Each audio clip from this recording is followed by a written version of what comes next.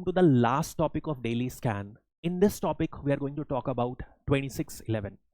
26/11 एक ऐसा इंसिडेंट था जब कुछ पाकिस्तानी बेस्ड टेररिस्ट कराची से मुंबई तक अरेबियन सी को क्रॉस करते हुए एक छोटी सी बोट में आकर मुंबई में आतंक मचा दिए।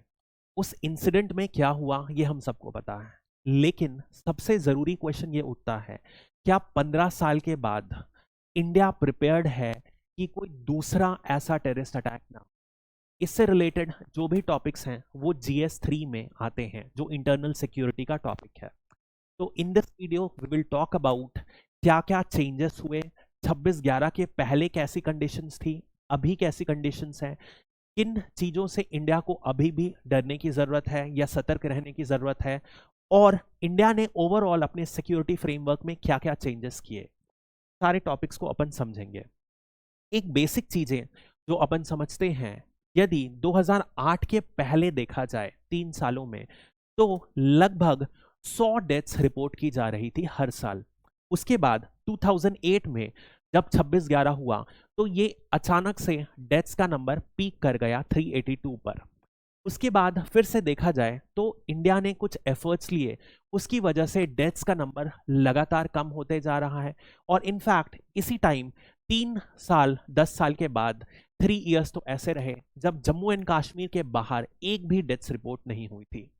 तो एक क्वेश्चन लगातार उठता है, क्या ये जो फैटिलिटी डिक्लाइन है ये हमें संकेत कर रहा है कि इंडिया का सिक्योरिटी अपरेटस पहले से बहुत ज्यादा स्ट्रेंथन हो गया है? इसी को अपन इस वीडियो में समझेंगे। सबसे पहले यदि अपन समझते हैं तो 26/11 इंसिडेंट के बाद इंडिया ने क्या क्या रिफॉर्म्स किया। तो एक मेजर जो सबसे पहले रिफॉर्म किया वो है मैरीटाइम सिक्योरिटी को लेकर। तो एक मेजर चेंज हुआ कि अब 3 टायर सिक्योरिटी का अरेंजमेंट किया गया। तो 3 टायर में आता है नेवी, कोस्ट गार्ड और पुलिस, ये तीनों का जुरिस्डिक्शन दिया गया। पुलिस जो होता है वो नॉर्मली टेरिटोरियल वाटर को ही गार्ड करता है। टेरिटोरियल वाटर होता है जो कोस्ट से 12 नॉटिकल माइल्स तक यूएन क्लॉज, यूएन के एग्रीमेंट के हिसाब से आता है। इस एरिया में पुलिस और कोस्ट गार्ड को भी 26/11 के इंसिडेंट के बाद ही ये रिस्पॉन्सिबिलिटी दी गई थी। मतलब कि टेरिटोरियल वाटर्स को नेवी, कोस्ट गार्ड और पुलिस तीनों मॉनिटर करते हैं। उसके बाद नेवी की रिस्पॉन्सिबिलिटी पूरी की पूरी कोस्ट से लेकर जितनी भी इंडिया का वाटर में एक्सेस है वहां तक, और in general coast guard police के एफर्ट्स को सप्लीमेंट करते हैं। ये 3 टायर मैकेनिज्म का मतलब ये था कि बहुत बार होता ऐसा था कि जो पुलिस होता है वो होता है स्टेट सब्जेक्ट। बहुत बार पुलिस अंडरस्टाफ्ड होता है, डेफिशिएंट इन रिसोर्सेस होता है, इस वजह से इनके पास जो नए ऑपरेटर्स हैं नहीं होते हैं। तो मॉनिटरिंग करने के लिए स्टेट पुलिस सफिशिएंट सेफगार्ड्स नहीं होते हैं। इस वजह से कोस्ट गार्ड और नेवी को भी, नेवी तो पहले भी करती थी, कोस्ट गार्ड को एडिशनल रिस्पॉन्सिबिलिटी दी गई। अब इस इवेंट से एक और इंपॉर्टेंट बात जो रैडिकली टर्न आउट हो गई वो है कि इसके पहले कभी भी पाकिस्तान को टारगेट नहीं किया गया था by the western powers in terms for terrorist, लेकिन इस इंसिडेंट के बाद पाकिस्तान को वोकल ओपोजिशन किया गया वेस्टर्न कंट्रीज के बाद, और no tolerance for terrorism strongly advocate किया गया। सारी की सारी western countries including France, US and Europe के अदर मेंबर्स ने strongly they came out in support of Indians. इसका एक रीजन ये भी हो सकता है कि इस इंसिडेंट में 26/11 में ऑलमोस्ट 20+ यूएस सिटीजन्स की भी डेथ हुई थी। इजराइल सिटीजन्स भी प्रेजेंट है, बहुत सारे ज्यूज की भी डेथ हुई थी। It may be one of the reason, but ये साफ हो गया था कि पाकिस्तान को इंटरनेशनल लेवल पर टेररिज्म के लिए सपोर्ट नहीं मिलेगा। और इंडिया ने बहुत ही स्ट्रांगली, पर्टिकुलरली अभी कुछ सालों में, एंटी टेररिज्म का जो स्लोगन है उठाया है। सारे के सारी कंट्रीज जो टेररिज्म को सपोर्ट करती हैं उनके अगेंस्ट एक वोकल कैंपेन स्टार्ट किया है अपनी डिप्लोमेसी को दिखाते हुए। इसी तौर पर यदि आप देखोगे तो एक एग्जांपल जो बहुत क्लियर आता है, फ्रांस और इंडिया का डायलॉग बहुत ज्यादा स्ट्रांग हो गए हैं, bilateral relationship with anti terrorism as one of the main pillars in their friendship. इसके अलावा यदि अपन देखें तो जितने भी स्टेट अपरेटस थे उनमें इंक्रीमेंटल कैपेसिटी एडिशंस हुई हैं। क्या क्या हुई है अपन सबके बारे में बात करेंगे। राम प्रधान कमेटी एक बनी गई थी, उन्होंने इस कमेटी ने बहुत सारे अपरेटस को स्ट्रेंथन करने की बात करी। सबसे पहले इसी अटैक के बाद एनआईए का गठन हुआ था, नेशनल इन्वेस्टिगेशन एजेंसी। इस एजेंसी का मेजर काम क्या था, ये सारे टेररिस्ट रिलेटेड एक्टिविटीज को जो भी इस एक्ट के शेड्यूल में मेंशन्ड है वो एनआईए अब रेगुलेट करेगी, वो कंट्रोल करेगी। मतलब कि एक एक्ट से स्टेट पुलिस से रिस्पॉन्सिबिलिटी लेकर एनआईए के ऊपर चले गई थी। अब ये इसलिए भी इंपॉर्टेंट है क्योंकि नॉर्मली जो टेररिस्ट एक्ट होते हैं वो स्टेट के जुरिस्डिक्शन के बाहर प्लान होते हैं, उनकी स्ट्रैटेजी एग्जीक्यूट की जाती है। इसलिए यदि एक नेशनल एजेंसी रहेगी जो ऐसा कुछ काम करेगी तो ये बहुत कंट्री के टेररिज्म के अगेंस्ट स्ट्रैटेजी एंड उनकी जितने भी इवेंट्स को डिसमेंटल करने में बहुत हेल्पफुल रहेगा। इसके अलावा नेशनल सिक्योरिटी गार्ड, इसे 1984 में इंदिरा गांधी के मर्डर के बाद बनाया गया था, लेकिन इन्हें जिन्हों ब्लैक कमांडो भी कहा जाता है, इनको और ज्यादा स्ट्रेंथन किया गया इसी कमिटी के रिफॉर्म पर, और एंटी टेररिज्म स्क्वाड को भी ऐसे ही स्ट्रेंथन किया गया। ये मेजर रिकमेंडेशन थी। यदि आप देखोगे तो लोगों के माइंडसेट में भी एक बड़ा चेंज आया। जब 2008 का जब टेररिस्ट अटैक हुआ उस समय जो इंटेल एजेंसीज थी, इंटेलिजेंस ब्यूरो को ऑलरेडी खबर मिली थी कि प्रोबेबिलिटी ऑफ अटैक है। इस वजह से जितने भी प्राइवेट मेजर लैंड स्पॉट्स हैं जैसे कि ताज होटल, उन्हें भी कहा गया था कि आप अपनी सिक्योरिटी को बढ़ा लो। लेकिन उस समय का माइंडसेट ये था कि यदि हम आर्म्ड पर्सन को होटल के बाहर लगाते हैं तो इस वजह से हो सकता है हमारे कस्टमर डेविएट हो जाएं। लेकिन इस माइंडसेट में बहुत बड़ा चेंज आया है 26/11 के बाद। अब आप देखोगे प्राइवेट सेक्टर भी सिक्योरिटी में एक मेजर पार्टनर बन चुके हैं। फॉर एग्जांपल प्राइवेट सेक्टर में आज की डेट में मुंबई में 70,000 से ज्यादा सीसीटीवी कैमरा हैं। वहीं सरकार ने भी, महाराष्ट्र सरकार ने भी मुंबई में 5,000 सीसीटीवी कैमरास लगाया है। लगातार मॉनिटरिंग से हो सकता है कि कुछ फ्यूचर टेररिस्ट अटैक को सही टाइम पर रोका जा सके। इसके अलावा कोस्टल सिक्योरिटी में लगातार बढ़ावा दिया गया है। बढ़ावा ऐसे दिया गया है कि कोस्टल रेडार्स को सेटअप किया गया है। दो प्लान में हुए थे। फर्स्ट एक्शन प्लान में 48 radars and second action plan में 68 radars. Data are not important, कुछ रेडार्स को सेटअप किया गया है।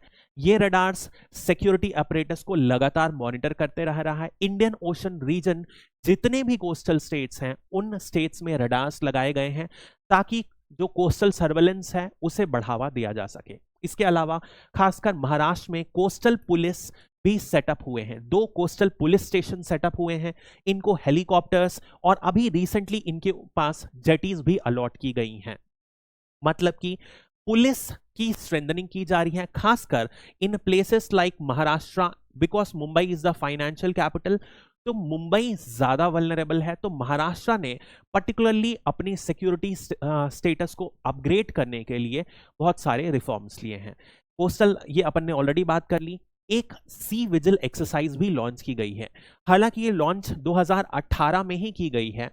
इसमें 2 मेजर पार्टनर्स रहते हैं, नेवी और कोस्ट गार्ड। इसके अलावा बहुत सारी ऑर्गेनाइजेशंस जो सी विजिलेंस में पार्ट करती हैं, उनके बीच में कभी भी यदि जॉइंट एक्सरसाइज करनी पड़ी तो ये मेजर एम है उस एक्सरसाइज का।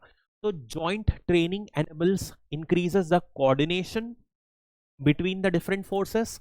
साथ ही साथ कोई भी इंफॉर्मेशन ट्रांसफर करना है तो उसमें भी ये बड़ा हेल्प करती है।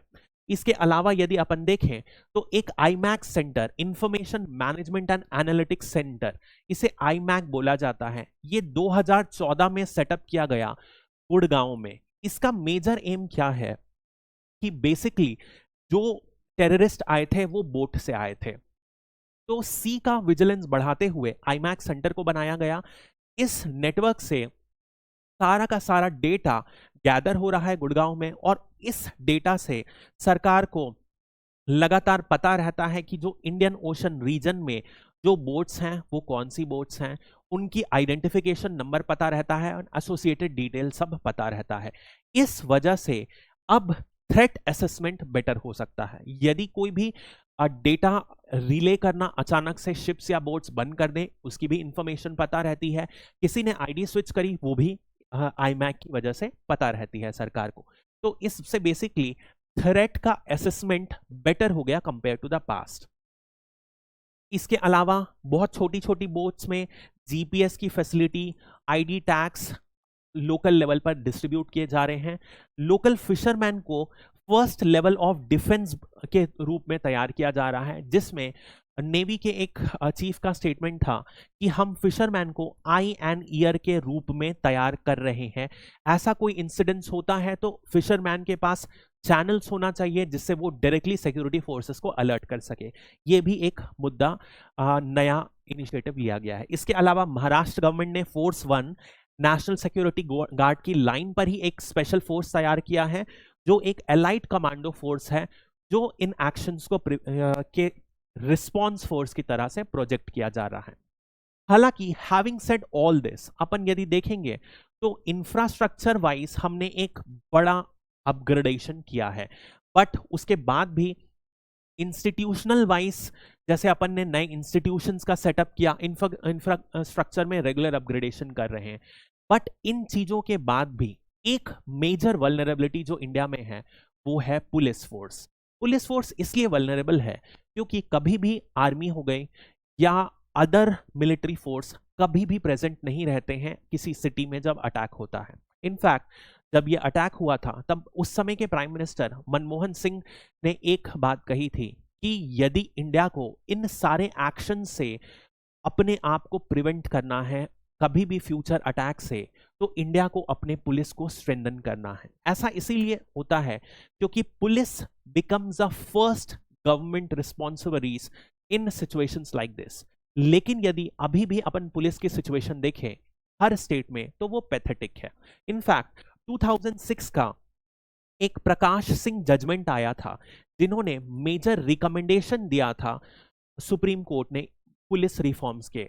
रिसेंटली एक स्टडी की गई थी जिसमें बताया गया था कि major recommendations of Prakash Singh judgment have not been followed by any state. कोई भी मेजर स्टेट ने इन्हें फॉलो नहीं किया है। इसके अलावा यदि अपन देखें तो इन टर्म्स ऑफ जितने रिक्वायर्ड हैं तो बेसिक रिक्वायरमेंट बोला जाता है 220 पुलिस पर 1 लाख पॉपुलेशन। ये किसी भी वॉर सिचुएशन के लिए नहीं बल्कि पीस सिचुएशन के लिए रिकमेंडेड रहता है। वहीं आप इंडिया में देखो तो प्रेजेंटली 150 है। यदि 2008 से देखा जाए तो थोड़ा सा ग्रोथ हुआ है 130 से 150, लेकिन अभी भी सब्सटैंशियल नहीं है।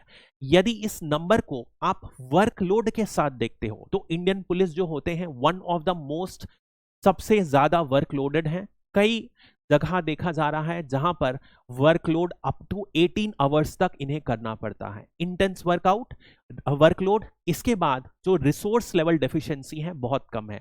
इस वजह से क्वालिटेटिवली जो पुलिस है फोर्स इंडिया के one of the most inefficient forces दुनिया में माने जाते हैं।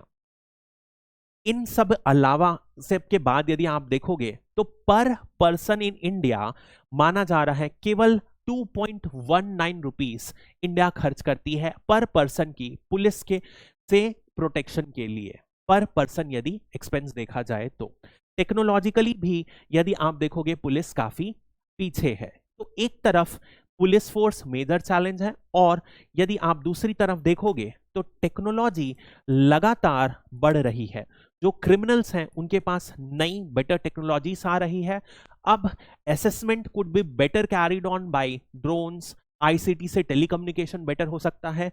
तो एक तरफ जहां पुलिस टेक्नोलॉजिकली पीछे है, वहीं जो वेपन सिस्टम है, delivery and in fact other all the placement से लेकर टेलीकम्युनिकेशन से लेकर हर में टेक्नोलॉजिकली तो टेररिस्ट हो रहे हैं बहुत ज्यादा अपग्रेड हो रहे हैं। ये एक मेजर चैलेंज है। एक और at the level of international यदि अपन देखें तो जहां अपन ने पॉजिटिव में बात करी कि वेस्टर्न कंट्रीज ने इंडिया का साथ देना शुरू कर दिया, वहीं एक ऐसी कंट्री है जो लगातार पाकिस्तान के सपोर्ट में खड़ा आया है, वो है चाइना। चाइना पाकिस्तान को एक ऑल वेदर फ्रेंड के रूप में देखता है और इसी के तहत चाइना ने जितने भी मेजर टेररिस्ट हैं अभी भले ही जैसे कि मसूद अजहर है, इनको 1267 कम्युनिटी जो यूएन की है उसमें लिस्ट कर दिया है, बट उसके बाद भी जैश ए मोहम्मद, LET, इनको अभी तक ISIL कमेटी जो कि टेररिस्ट ऑर्गेनाइजेशन डिक्लेयर करती है, उसमें अभी तक इन्हें टेररिस्ट ऑर्गेनाइजेशन डिक्लेयर नहीं किया जा रहा है चाइना की ब्लॉकिंग की वजह से। मतलब कि इंटरनेशनल लेवल पर China has become a major menace for fight against terrorism. ये एक मेजर इनिशिएटिव है। इसके बाद फाइनली हम ये कंक्लूड करना चाहेंगे कि एक थॉट मैंने पढ़ा था, वो है कि जो पुलिस का और टेररिस्ट गार्डिंग फोर्स का काम होता है वो एक गोलकीपर की तरह होता है। आप 1000 बार गोल रोक दो कोई बात नहीं, लेकिन एक बार भी आप गोल जाने दो तो वो एक प्रॉब्लम बन जाएगी। इसी प्रकार बहुत बार लगातार हमारे सिक्योरिटी फोर्सेस टेररिस्ट एक्ट को लगातार डिसमेंटल करते आए हैं, लेकिन ये जरूरत है कि लगातार करते रहें और वो एक बार भी चूक ना हो। इस वजह से डोमेस्टिक फ्रंट पे हमें अपने सिक्योरिटी फोर्सेस को स्ट्रेंथन करने की जरूरत है, जैसे कि हमें इंटेलिजेंस एजेंसीज को स्ट्रेंथन करने की जरूरत है। जो इनपुट्स आ रहे हैं वो बिटवीन द एजेंसीज शेयर सही टाइम पर हो। इसके अलावा हमें इंस्टीट्यूशनल मैकेनिज्म को और ज्यादा स्ट्रेंथन करते रहना है। और फाइनली यदि अपन एक इंपॉर्टेंट पिलर देखें, स्टेट को स्ट्रेंथन करने की जरूरत है, उसमें भी पर्टिकुलरली पुलिस फोर्स को बढ़ाने की जरूरत है। That is one very important pillar for fight against any terrorist attack. लोगों को लगातार अपन को अवेयर करते रहना है, लोगों को इनपुट्स लेने की जरूरत है। एक और इंपॉर्टेंट बात है, इंटरनेशनल लेवल पर फाइट अगेंस्ट टेररिज्म कंटिन्यू करना है। हमें ग्लोबल एफर्ट्स, ग्लोबल पावर्स को टेररिज्म की एक यूनानिमस डेफिनेशन बनाने में लाना है, क्योंकि अभी तक world does not have a universal definition of terrorism. हमें एक टेररिज्म कन्वेंशन पर, यूनाइटेड नेशन पर एक सहमति लाना है। And finally global efforts to fight against terrorism के लिए हमें जितने बायलैटरल और मल्टीलैटरल इंस्टीट्यूशंस हैं उन्हें स्ट्रेंथन करते जाना है। That's all for this topic. Thank you and have a great weekend.